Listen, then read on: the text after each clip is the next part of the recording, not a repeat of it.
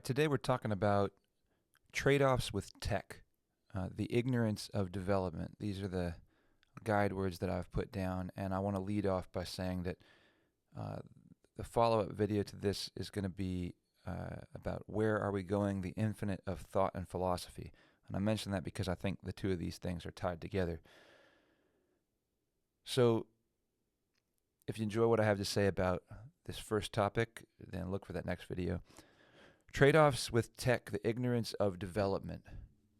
Okay, so it's my opinion that as we've moved forward in technological development, that we just seem to be kind of addicted to progress and this idea of what progress is. And it seems like the only really well accepted or popularly accepted idea of what development is technological development.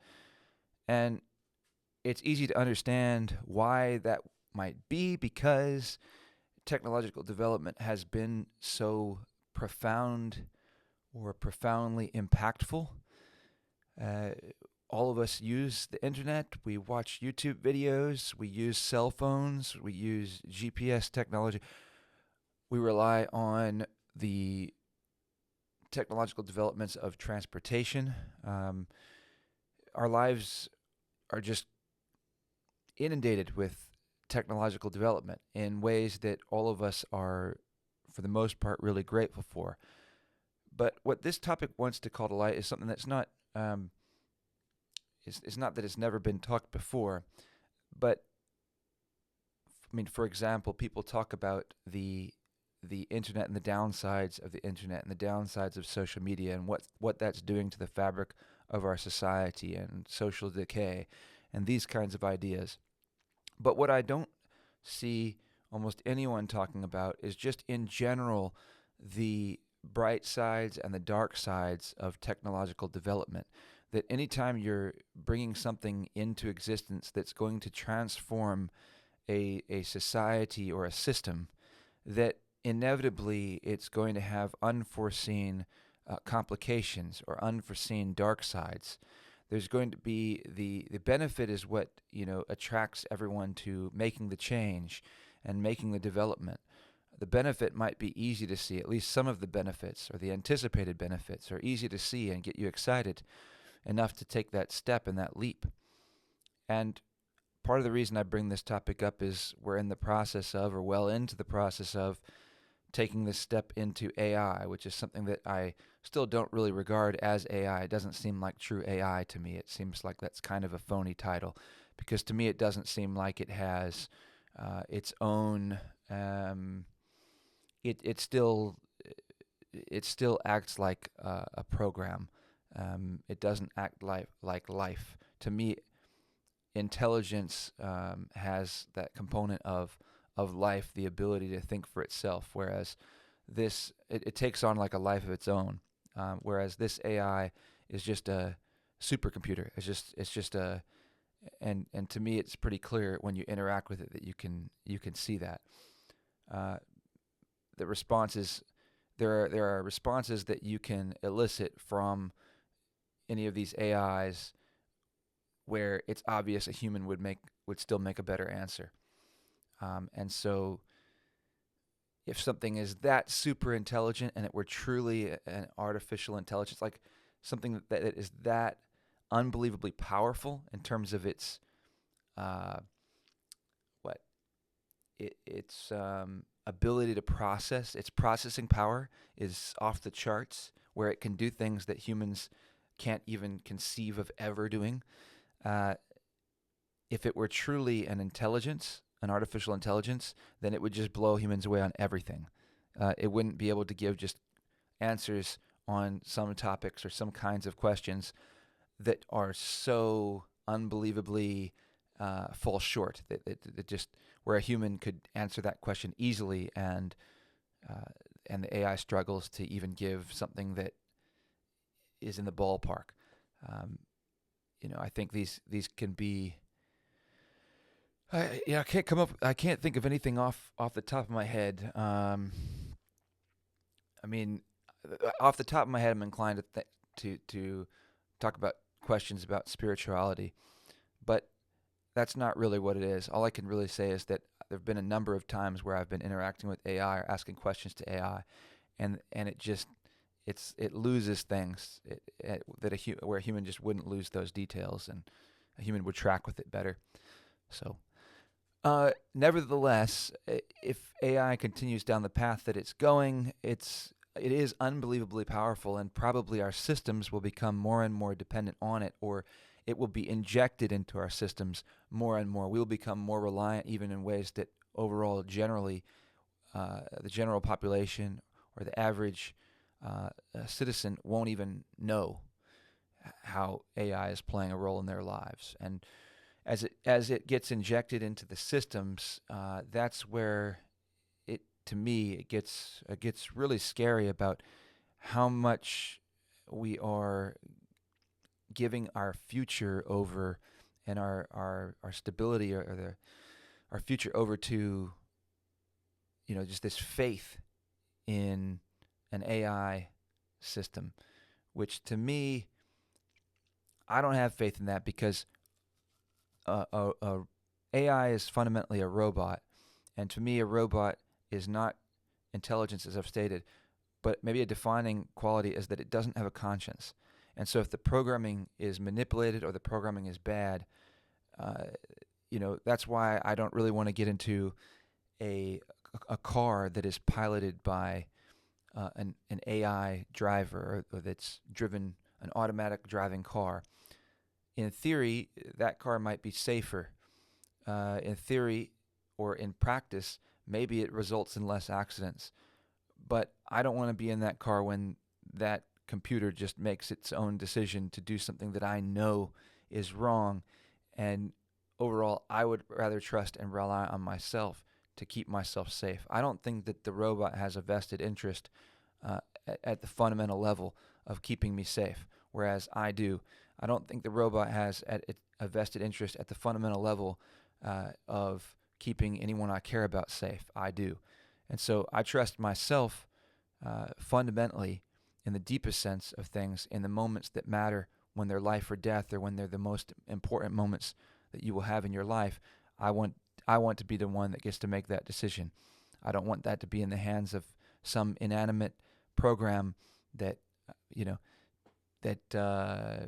maybe is a pretty cool program, but it doesn't have a conscience and isn't tapped into like the spiritual or the biological world. And it may be difficult to put exact words to this, or concepts, and maybe this is something that will take time before it's just out in the open and everybody understands it and it's obvious. But these things seem pretty obvious to me, and if you just apply, I think, basic principles of logic, this is where logic would lead you to.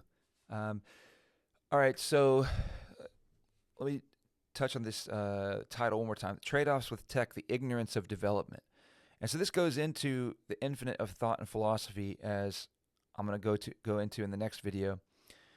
But to wrap this video up, again, there's trade-offs with technological development, but there's a big question that I have about technological development in general, and this addiction that we seem to have to this sort of conceived idea of progress. What is progress?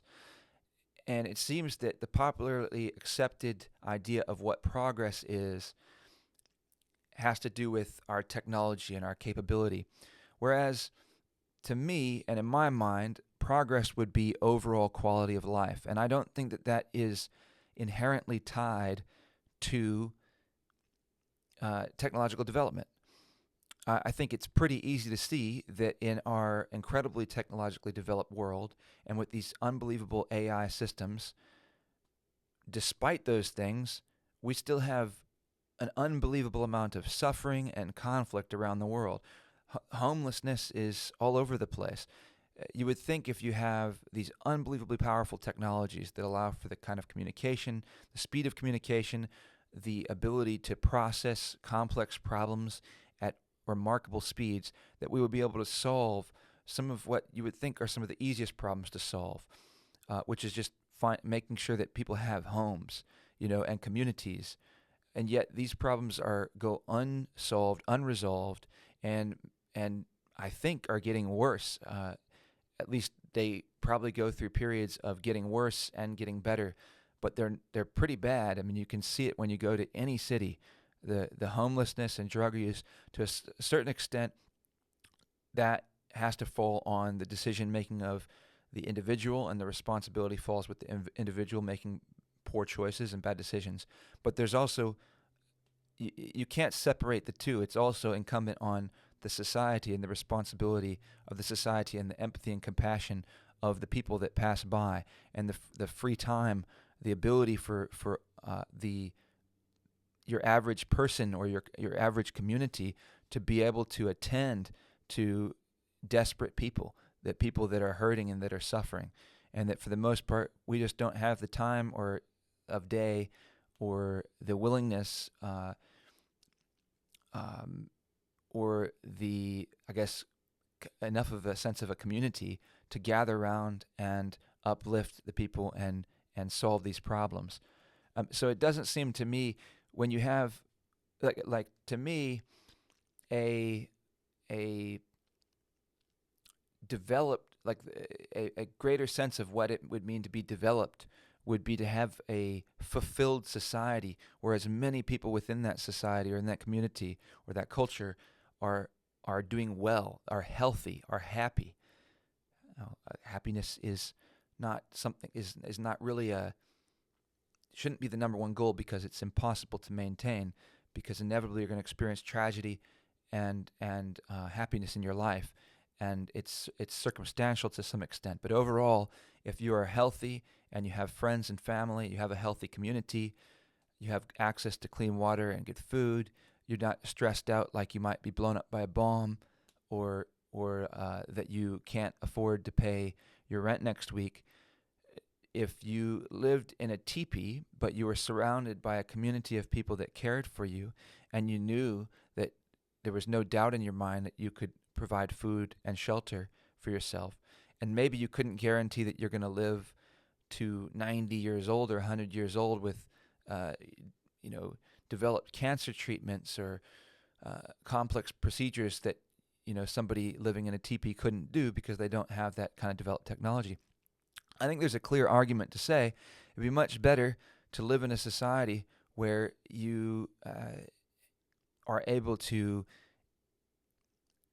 have those your basic needs, the most important things met, and have security, safety, community, health, and those kinds of things for a shorter duration, rather than a very stressful life that has threats all around it. It's just, I think it's pretty clear, if you really look at the situation that we're all in and the things that we experience on a day-to-day basis. It's not like there's not it's not an easy argument to make that life is necessarily better today than it was at other eras of human history. There's a significant trade-off to these benefits that we receive, and I don't think it's just so cut and dry at all. And I think we would do ourselves a disservice not to reflect on that. I think we would do ourselves something good to actually take a moment to reflect on, is this path that we're headed down really the path we want to keep going down? Because I would say, you know what, things are pretty damn good. Like, we've got a lot of technologies that we can be really happy that we have. Maybe we could take the foot off the gas a little bit and just focus on trying to care for each other and make sure that everyone receives the benefits of these things, and maybe get rid of some of the fluff, get rid of some of the chaff, right? Separate the wheat and the chaff. Like, it doesn't make any sense to me. I'm researching right now the idea of moving to Sardinia, Italy, and I'm researching Sardinia. It's been a dream of mine for a long time to live on a beach farm. When I just think of my idyllic living situation, it would be a simple life where I get to enjoy the natural beauty that is incomparable, that cannot be beat by anything else by any YouTube video, by any video game, the incomparable beauty of places like Mallorca or Sardinia or Bermuda. Or for me, I love the water, and so that's a personal bias that I have. Maybe for somebody else, they love the mountains. For me, it's the water, and I like the mountains too. And guess what? Some of the Mediterranean uh, uh, islands have a bit of both, and so it was an idyllic fantasy in my mind to live in a beach farm, and that I grow all my own food. I'm self-reliant, and I can wake up in the morning and either look at or get very quickly to uh, gorgeous turquoise Mediterranean water or Caribbean water, and be able to swim and kayak and fish and kite surf. And kite surfing is a modern technology that I'm really grateful to have. So not all developments are bad by any stretch, but it would seem to me that living on a beach farm would be far better than a skyscraper in New York City or Chicago or LA, where I have to worry about gang violence. It seems to me that if people had access to food and not YouTube, but they lived in a beautiful location with all of their basic needs met and a community that supports them, we probably wouldn't be having all of that gang violence. And I think it's probably in some way attached to another topic that I'll talk about at another point, the competitive problem. The free market, for all of its strengths, facilitates a competitive spirit that has, like, it can bring that competitive spirit that drives development, drives advancement in a big way, but also that competitive spirit that needs to be shed when it comes to community and the support and the connection and love and togetherness that we have as people. We can't just be competing all the time. We got to look out for each other. You know, the winners should take care of the losers, and should invest. If you win big, that's not necessarily just a reflection that you just earned it or deserved it, you know, at all. So many of the people that are winning big by exploiting the people that aren't willing to exploit others. And so these are the things that are going on, and none of that's healthy. It's not good for the people that are winning, by the way. Like, they might think it is, but they don't have real friends. And so many of the people that are at the top, you always hear them talking about being lonely and that it doesn't give you happiness. And I think a lot of that is the reason that a lot of people get to the top is they get to the top by exploiting other people and taking advantage of situations rather than doing what's right. And so then they're not going to, you can't, your conscience decides whether or not you're happy. Your conscience decides whether or not you're fulfilled. You have to live with yourself. And so even if you get to the top of this hill of money, it's not gonna be that great, because you're just gonna be up there completely by yourself, and no one's gonna really care that much that you're there. In fact, they're probably gonna look at you and not like you. All right, this is a hodgepodge of different ideas. This is a first effort at a video talking about these kind of topics. This is fundamental to my message and what I want to get out to the world. I think that the world, it needs to wake up in this regard, and it just does. It seems there's all these different groups of people that have different merits. Like capitalists, they have ambition, they have drive. Hippies have more like this sense of community and love. We need to synthesize these different groups. We need to stop splitting into different groups and thinking I'm different than this. This is bad. I think people are hurt by something, and then they go seek out a group, and then they isolate themselves into being into this group. We need to come together and use the strengths of the groups and synthesize them, and that's the way that we'll actually be able to rise all together. So there's weaknesses in the capitalist mindset. There's weaknesses in different mindsets. To think that you just know it all is ignorance, and if you haven't figured that out by now, like, you got to be 5 years old or something. Like, life teaches you that you don't know it all over and over again, because you're just you fall on your face, and then you learn I didn't quite understand this well enough, or I misunderstood this. And all right, I'm at 20 minutes, and I've kind of wavered around on the topics. So I'll wrap it up again with the trade-offs of tech, the ignorance of development, that we don't necessarily need to always be pushing forward. Sometimes maybe it's good to just take a break and just try to focus on other aspects of what it means to be alive. Maybe just to enjoy life, go for a swim.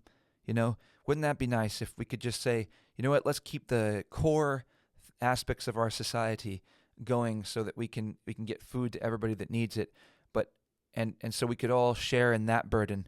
But overall, that means everybody could take some time off to just go enjoy what nature has to offer, to enjoy what's beautiful about this life, and not grind ourselves to the bone trying to perpetuate really ill-conceived systems and ill-conceived concepts of the future. Does anyone even know what the end goal here is? Are we trying to be immortal? Are we trying to make sure that there's no suffering? Because I think these are being immortal. All right, I gotta save some topics for other videos, but I'll just say to be immortal is, I don't think, a desirable goal at all. And if you think it is, then I highly urge you to really flesh that out and think about it at length. If you think you want to live forever, it's a tempting thing to think that you would want, but in practice, you might realize that would probably almost certainly be misery. Like it just would. As much as we might want to believe that we could just live forever and it would just be wonderful in heaven forever, I think there's a reason why we live and die, and that's probably a good thing, and that doesn't make it, grotesque or bad, or that you can make a peace with that and appreciate it. All right, I'll leave it there. The next topic is going to be where are we going? The infinite of thought and philosophy. I think that's a good place to leave it, because that's the big question: is where is all this headed? What is the point? What is the end goal? We're trying to go to Mars. We're trying to be immortal. We're trying to end suffering.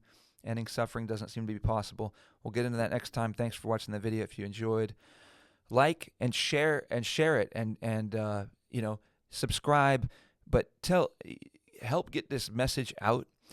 Help get more people to think a little more about these kinds of things. There seems to be just nonstop conflict all the time, and it just seems to never end. And I see the same things being spoken on the internet over and over and over again. A new voice will rise up that says, they're doing it wrong, they're bad, and it's just the same thing over and over. And then a bunch of people are like, hey, they're speaking the truth. They're like, so many people are afraid to speak the truth, and then they support them, and then they get into a place of power, and then they're just the same exact thing that came before. And it's obvious if you're paying any attention. It's the same energies that just keep rising up, and they're the new noble, strong voice speaking truth to power. But they're really just animosity and anger and resentfulness and stuff that's bottled up and packaged into a particular ideology that can win a subset of the population and get power.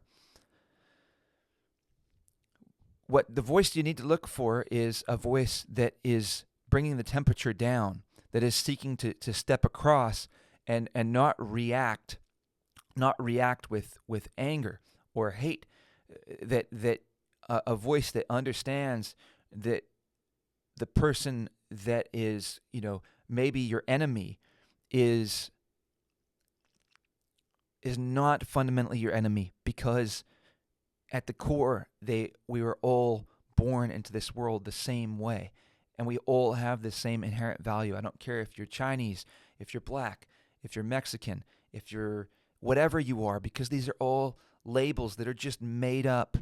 They're all made up. They're just about like where you were from in your culture, and nobody even knows what they mean, what they really mean. Like you think you do, but you don't, because what is it to be Mexican?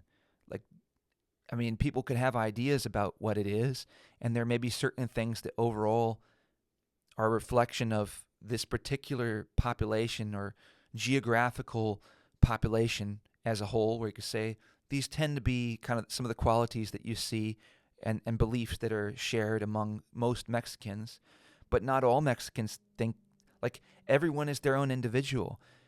And you know, if you live in certain areas, okay,